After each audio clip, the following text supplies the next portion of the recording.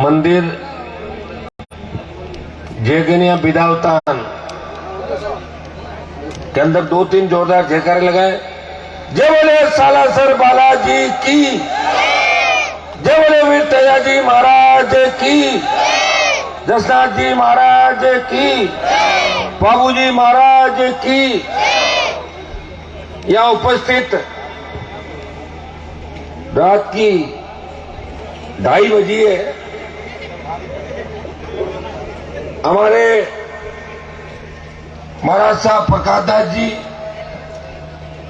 जो निवास है, राष्ट्रीय लोकतांत्रिक पार्टी का पूरा परिवार, सरदार शेर से अभी चुनाव लड़े लालचंद जी मूंड, सुजानगढ़ से प्रत्याशी रहे सीताराम जी, और समस्त छोटे भाई विजयपाल, दानाराम जी, सम्मानित मंच, यहाँ बालाजी, अबे जो हमारी सेवा समिति है उसके तमाम पदाधिकारीगण, संतगण, मौजूद बुजुर्गों, नौजवान साथियों, माताओं, बहनों, प्यारे बच्चों, सबसे पहले तो मैं आप सबको धन्यवाद दूंगा कि आपने मुझे इस रतनगढ़ विधानसभा क्षेत्र के इस गांव के अंदर आमंत्रित किया। यहाँ सरपंच साहब और वाइस चेयरमैन साहब भी बैठे हैं, उनको भी धन्यवाद दूंगा। आपकी जिद थी और आपकी जिद पूरी करने के लिए रात को 2:30 बजे भी मैं आपके बीच उपस्थित हुआ। आज सावों का कार्यक्रम था, बहुत ज्यादा शादियां थी, लेकिन बार बार बच्चे फोन करे थे, आ रहे क्यों नहीं आ रहे हो बताओ। तो मैंने कहूंगा चाहे रात की 1 बज जाए, 2 बज जाए, और 500 किलोमीटर का सफर तय करके आपके बीच आया हूं, और इस उम्मीद के साथ आया हूं कि मैं जिस इलाके के अंदर जा रहा हूं वो इलाका राजस्थान को बदलने के लिए, इस कांग्रेस और भारतीय जनता पार्टी का पीछा छुड़ाने के लिए मेरा तय विश्व साथ देगा। सरदार शहर हो चाहे खींवसर हो, ये शेखावटी और मारवाड़ के तमाम इलाके जिन्होंने बड़ी लड़ाइयां लड़ी, बच्चों को बाहर लेके गए, उनके रोजगार के साधन मुहैया करवाए, किन परिस्थितियों के अंदर हम लोग आगे बढ़े। न कोई शिक्षा थी, एक अंधेरा था, इस अंधेरे के अंदर भी हम आगे बढ़ते रहे। ये लोक देवताओं की कृपा थी, सालासर बालाजी की कृपा थी, तेजा जी की कृपा थी कि हम धीरे धीरे आगे बढ़ते रहे। आज गांव के अंदर चले जाओ, क्या हालात है बताए, कहीं विकास नजर आ रहा है? ये राजस्थान जो एक जमाने में शांत इलाका हुआ करता था, आज अपराध सर चढ़ के बोल रहा है। ये वो इलाके जहां सबसे ज्यादा गैंगवार की घटनाएं हुई, एक दूसरे के खून के पैसे किसान के बेटे हो गए, और किसान के बेटों के सीने पे भी किस तरह गोलियां बरसाई गई राजस्थान के अंदर। कोई नहीं बोल रहा था, अकेला हनुमान बेनीवाल किसान कौम की रक्षा के लिए हमेशा तैयार था। अपराधियों के खिलाफ, बदमाशों के खिलाफ अगर किसी व्यक्ति ने आवाज उठाई, गरीब व्यक्ति के लिए कोई लड़ा, सत्ता छोड़ के सड़क पे कोई बैठा, चाहे देश का किसान तकलीफ में था, अगर सत्ता को ठोकर किसी ने मारी तो नागौर के सांसद ने देश के किसानों के लिए मोदी की सत्ता को ठोकर मार के 70 दिन सड़क पे बैठा रहा। और प्रदेश के अंदर 4 बार एक जवान व्यक्ति जो पूरी जवानी समर्पित कर दे किसान कौम के लिए, पीड़ित शोषित के लिए, अगर इस राजस्थान के अंदर मंत्री पदों को ठुकरा के आपके सम्मान की लड़ाई किसी ने लड़ी, किसान कौम के सम्मान की लड़ाई किसी ने लड़ी, तो नागौर के सांसद ने इन नेताओं को भी लड़ना सिखाया और किसान कौम की लड़ाई लड़ी और नौजवानों को सत्ता का रास्ता दिखाया। और भाइयों, अगर मुझे आप पूरा पढ़ लोगे, कई लोग हताश होते हैं, मैं उनको इतना ही कहता हूं कि थोड़ा सा मुझे पढ़ लेना कि हनुमान जी कैसे जी रहे हैं, कैसे लड़ रहे हैं, अपने आप तभी ठीक हो जाएगी। आप परेशान हो जाते हैं, कई लोग कहते हैं मैं बहुत परेशान हो गया, एक बार एग्जाम दिया फेल हो गया, क्या फर्क पड़ गया, दोबारा दे दो एग्जाम, तो कितने साल हो गए, मैं तो जानबूझ के सत्ता छोड़ के बैठा हूं। मैं चाहता हूं पूरी ताकत आपकी हो, मैं चाहता हूं कि किसान कर्ज मुक्त हो, किसान के बेटे इस तरह बेरोजगारी के अभाव में बंदूक उनके हाथ में नहीं हो, बेरोजगार जितना के आत्महत्या नहीं करे। हमारी बहन बेटियां रात को 12 बजे निकले, मजा ले कोई सामने देख लो, इस तरह विचरण करे जैसे घर के आंगन के अंदर घूम रही हो। हमारी माताएं बहनें सुरक्षित हो, भ्रष्टाचार काम तो ऐसा राजस्थान हनुमान बेनीवाल चाहता, मुझे क्या पड़ी थी? मैं भी वसुंधरा की सैंडल चप्पल उठा के मंत्री बन जाता, मुझे कौन रोक रहा था? ये सैंडल चप्पल उठा के घूम रहे लोग सारे सब। मैं भी गहलोत के ये प्लेट उठा लेता, जिस तरह कांग्रेस के हमारे तमाम किसान नेताओं ने गहलोत की चप्पल उठा के, गहलोत की प्लेट उठा के मंत्री पद हासिल किए। वसुंधरा की साड़ियां ड्राई क्लीन करा के जो काम करते थे लोग, तो मैं भी कर लेता, मुझे कौन मना कर रहा था? तो मना कर रहा था क्या? लेकिन हनुमान बेनीवाल ने कहा मैं जगाऊंगा मेरे छोटे भाइयों को, मैं वीर लोक देवताओं की धरती से आता हूँ, चाहे तेजाजी महाराज हुए, घोगाजी महाराज हुए, बालाजी महाराज के सीम कृपा जिस प्रदेश पर रही, कोई तो लड़ाई लड़ेगा। कौन लड़ेगा? जो लड़ाई का जिम्मा मैंने लिया, जैसे महाराज साहब अपने भजन के अंदर कह रहे थे, इनके साधुओं के आशीर्वचनों से, इनके आशीर्वाद से एक व्यक्ति ने लड़ाई की शुरुआत करी राजस्थान के अंदर, और देश में आवाज चली कि इस बार से भी इसमें भारतीय जनता पार्टी आसानी से नहीं आएगी। राष्ट्रीय लोकतांत्रिक पार्टी कड़ी चुनौती दोनों पार्टियों को देगी। ये पूरे देश के अंदर बात चली। ये मेरे संघर्ष का ही परिणाम था, ये उन रातों का परिणाम था जो मैंने खुद जग के आपके लिए लड़ने का प्रयास किया। 3 बजे घर जाऊंगा, जब तक 2 प्रोग्राम अटेंड करो, सुबह की 6 बज जाएगी, फिर सुबह इतने ही लोग और आ जाएंगे। कल देखोगे 1000 किलोमीटर हो जाऊंगा। अकेला व्यक्ति लड़ रहा है, प्रयास कर रहा है, और जब वोट का टाइम आएगा तब लोग कह देंगे हनुमान जी तो जाट है, वोट क्यों दे? और जब चुनाव हार जीत जाएंगे, टोल नाके में जाएंगे, टोल वाले जब डंडा मारेंगे तो कह रहे टोल क्यों ले रहे हैं? तो वोट उन लोगों को दो ना जो आपकी सेवा करे। जाति के चक्कर के अंदर वोट डाल देते हैं, कोई कमल का फूल दिखता है किसी को हाथ दिखता है, परमानेंट हाथ और फूल के चक्कर में इस राजस्थान को बर्बाद करके रख दिया सब लोगों ने। इसलिए भाइयों मैं आह्वान करता हूं कि अगर आप अपने सपनों का राजस्थान चाहते हो तो एक बार लड़ने वाले व्यक्ति का आप साथ दो। ये तो रतनगढ़ का इलाका है, इस इलाके में तो पिछली बार भी शायद निर्दलीय उम्मीदवार 2nd नंबर पर आता, निर्दलीय रहा था या कांग्रेस रही, 2nd कौन रहा था? अब जब निर्दलीय 2nd रहा तो वैसे कोई दल तो है नहीं यहाँ पे लोगों का, निर्दलीय 2nd रहा। अब की बार राष्ट्रीय लोकतांत्रिक पार्टी को 10,000 वोट ज्यादा दे देना तो जीत जाएगी चुनाव। जीतेगी कि नहीं जीतेगी? मदद कर देना आप सारे लोग। पिछली बार मैंने आरएलपी को नहीं लड़ाया था यहाँ पे, लेकिन अब की बार राष्ट्रीय लोकतांत्रिक पार्टी रतनगढ़ में चुनाव लड़ेगी, और उम्मीदवार आपको तय करना है, आपके बीच का व्यक्ति तय कर देना। मैं तो वोट मांगने आ जाऊंगा, गांव तो नहीं आ पाऊंगा, लेकिन उससे पहले संघर्ष में कर ही जाऊँ। सड़कों पर रोज आप देख रहे हो कि पेपर लीक हो रहा है, हनुमान बेनीवाल सड़क पे, बजरी माफिया बदमाशी कर रहा है, हनुमान बेनीवाल सड़क पे। इस राजस्थान को ERCP का पानी मिले, हनुमान बेनीवाल आवाज उठा रहा है। कर्ज मुक्त, टोल मुक्त, अपराध कहीं घटित हो रहा है, गैंगवार की घटनाएं हो रही है।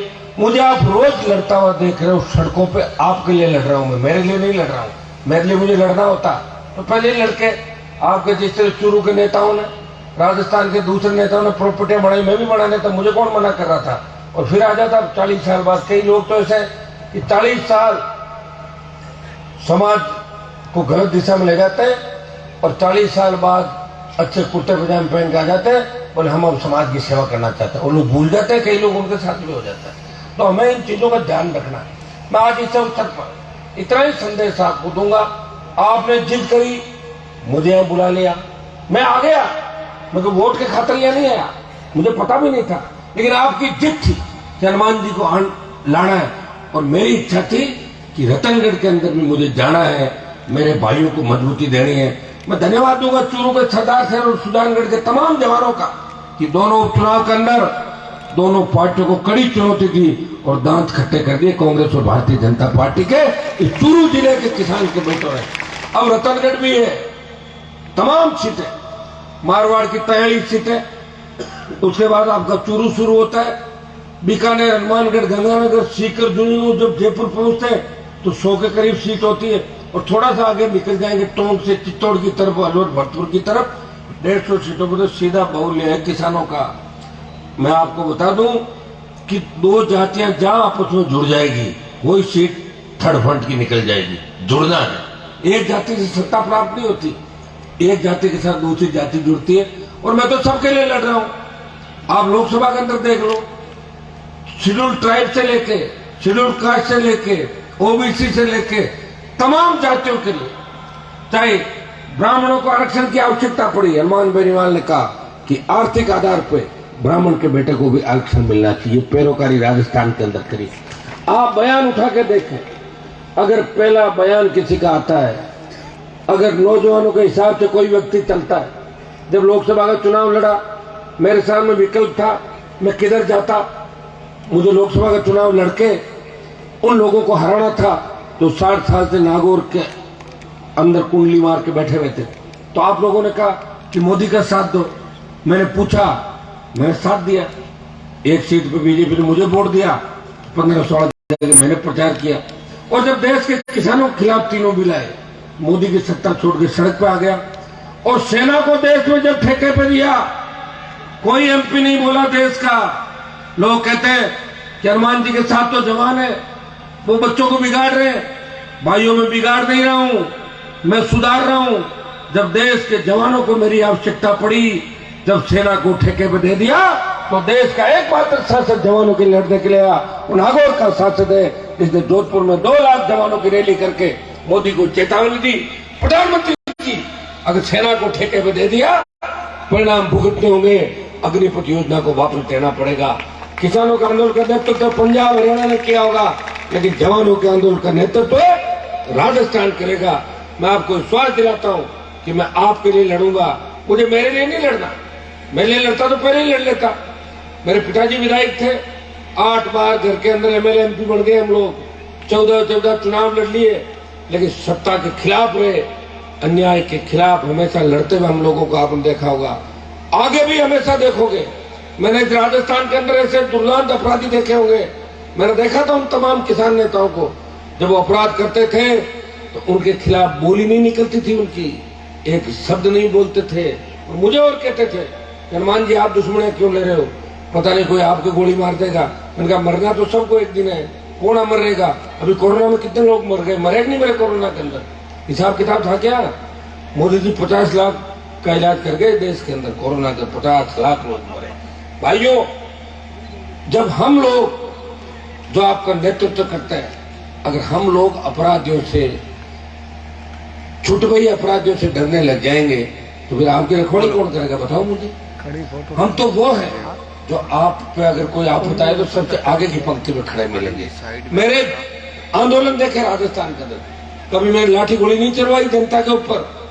मैंने अखबार में छपने के लिए आपको कहीं गलत दिशा के अंदर नहीं भेजा, जमीनों पे कब्जे नहीं कराए, दारू का काम नहीं किया, डोडा पोस्ट का काम नहीं किया, जिससे मेरे समाज के बहुत से ठेकेदार जो साइकिल की ट्यूब में दारू बेच कर आज बड़ी बड़ी बातें कर रहे हैं, मैंने ऐसा धंधा नहीं किया कभी।